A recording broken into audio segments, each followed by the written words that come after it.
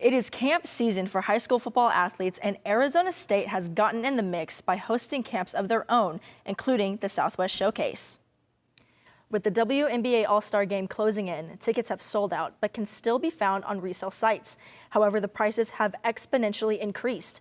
The Big 12 Football Media Days were held in Las Vegas last weekend, and Colorado head coach Deion Sanders spoke to the media about transfer and former Sun Devil BJ Green. The owners at Grass Clipping say they have novice players to pros coming out at night, as PGA Tour player Max Homa has even teed it up there under the lights. Although courtside ticket prices may be expensive to the average fan, players like Suge Sutton believe that the prices are worth it, not only because of the star power in the league, but also because fans will get to watch the women's Olympic team play too. Whether you're an experienced player or a new player like her, Play Rugby Arizona not only teaches you how to play rugby, but it's also a safe haven for players. Not only is Gamacha appreciative that a family gets to come watch her play, but she also has an offer from the University of Arizona, where her mother and her aunt both played for the Wildcats. Gamacha has an opportunity to follow in their footsteps and play college basketball, but also be a Wildcat. Over the last 3 years, Brown has helped each player improve their skills and get them ready for the next level. In addition, he's also had a positive impact on their lives, giving them a chance to continue to live out their dreams. Though fans can still find tickets in the nosebleed sections for a little over $100, tickets closer to the action, like courtside, are going for upwards of $3,000. To newer players in the league, like Charisma Osborne, the prices fans are paying may seem crazy, but it means that the league and women's sports are finally getting the recognition they deserve. I think it's just showing how much women's sports is growing, and more people are starting to see that we've been doing this and this isn't something new, but I'm glad that it's growing. Although courtside ticket prices may be expensive to the average fan, players like Suge Sutton believe that the prices are worth it, not only because of the star power in the league, but also because fans will get to watch the women's Olympic team play too.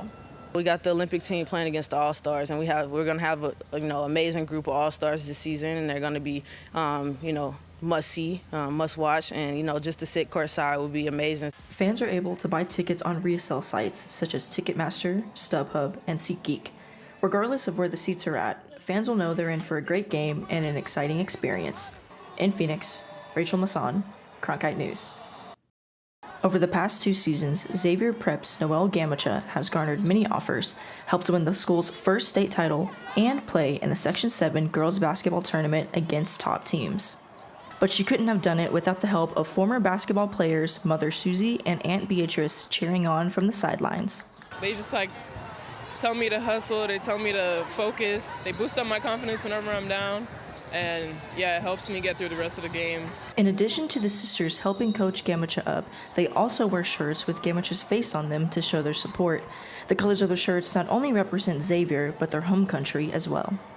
We, as professional basketball players, we play for our national team in Cameroon too. So the shirt represents our national color, green, white, yellow, and the blue represents the color of the school. Not only is Gamacha appreciative that a family gets to come watch her play, but she also has an offer from the University of Arizona, where her mother and her aunt both played for the Wildcats.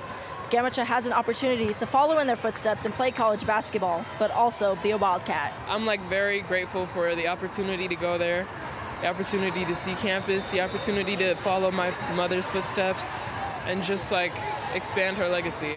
Though Gamacha's future is undecided, one thing's for sure: you can always count on her mom and aunt to be at the games cheering and wearing their shirts.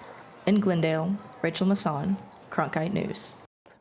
The 33rd Summer Olympics is just days away, and the U.S. is sending over 500 athletes to France, with the state of Arizona sending a total of 15 athletes from cities like Flagstaff to Tucson. The athletes will be competing in sports like cycling, swimming, and skateboarding, among others. Some athletes to watch include newcomer Keaton Jones of Gilbert, who holds all of Higley High School swimming records and holds the state's 200-yard freestyle record.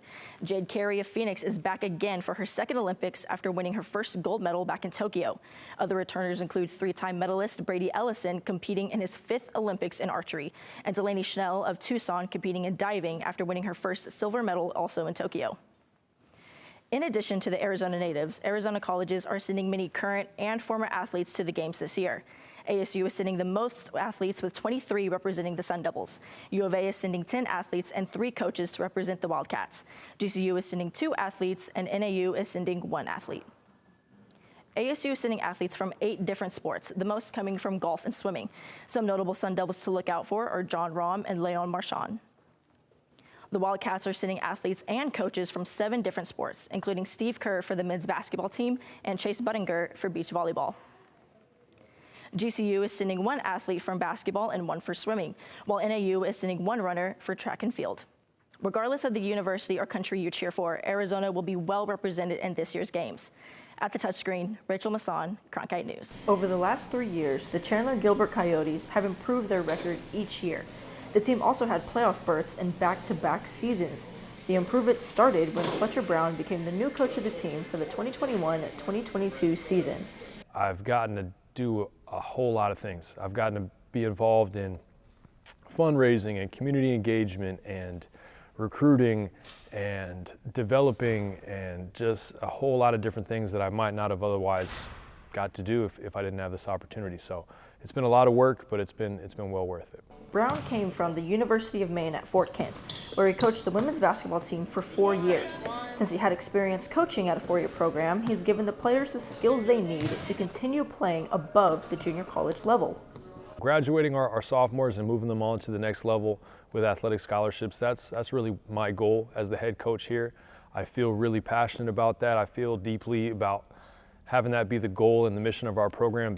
One player who's hoping to play at the next level is Josie Menard. The South Dakota native recently completed her redshirt freshman season after coming back from a knee injury. Menard is thankful for the opportunity to play for Brown, who supported her during her injury. He would send me clips or even send me like motivation stuff, and then would also say like, hey, you need to improve on this, you need to improve on that, let's work on it together. Over the last 3 years, Brown has helped each player improve their skills and get them ready for the next level.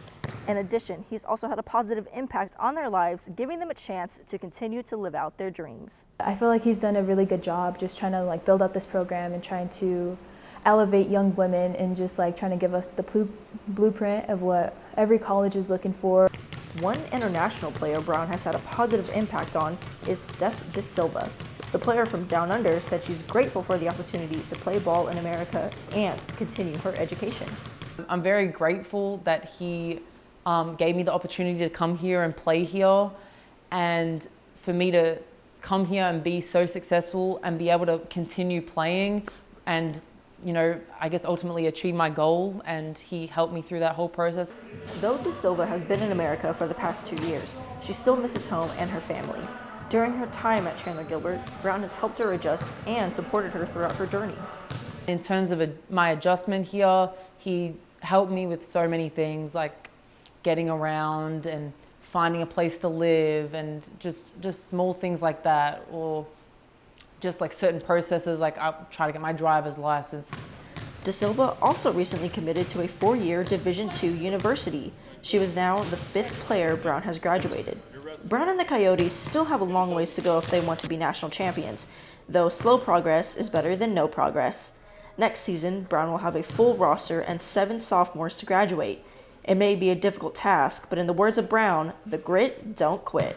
In Chandler, Rachel Masson, Cronkite Sports.